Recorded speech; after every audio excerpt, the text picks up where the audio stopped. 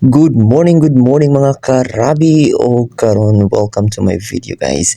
O karon guys magluto ta o pinirito nga saging kay feel na ko murag hapit na ma-overripe ang atong saging. So magprito ta guys una ato sang panitan guys. Kay lisod po magkaon ta nga ay panit, di ba? Then guys atong sliceon kay isa. Then hinahinay lang ta sa kutsilyo baka maapid atong kamot og slice or this one ang pag-slice guys.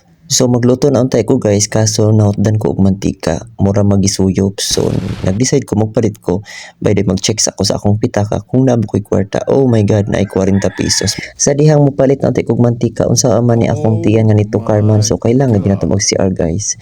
So nga nata sa CR amot na sa atong ginahunaan ni matulog sa ako amo una na pud ko si sud ano na pud unya.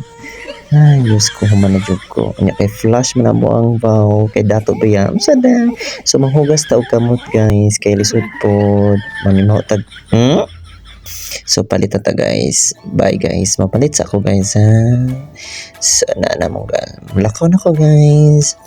Alright. Mangita tawag tindahan nga dool, guys. So, ayo nabay tao diri Diyos ko Lord sikog ayo hangtod walay tao so mangita taglaing tindahan ikaduhang tindahan diri na pud ayo na pud may pagmanirado mo ante mangita na lang kog laing tindahan oy kani basig na ani diri ay buti na lang naa so guys nagpait ko og duha nga balid cheese nga mantika.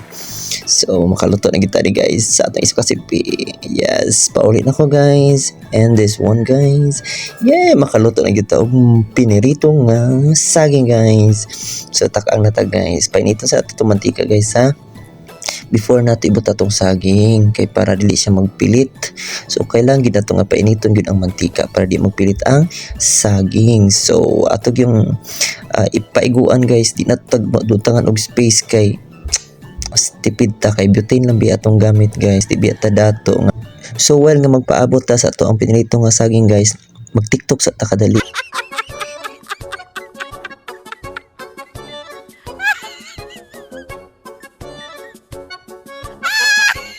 O karon guys atong balihon na ang saging nato kay magnaluto na ang sa pikas so pikas na pud tad kay after ani 5 minutes luto na ni guys.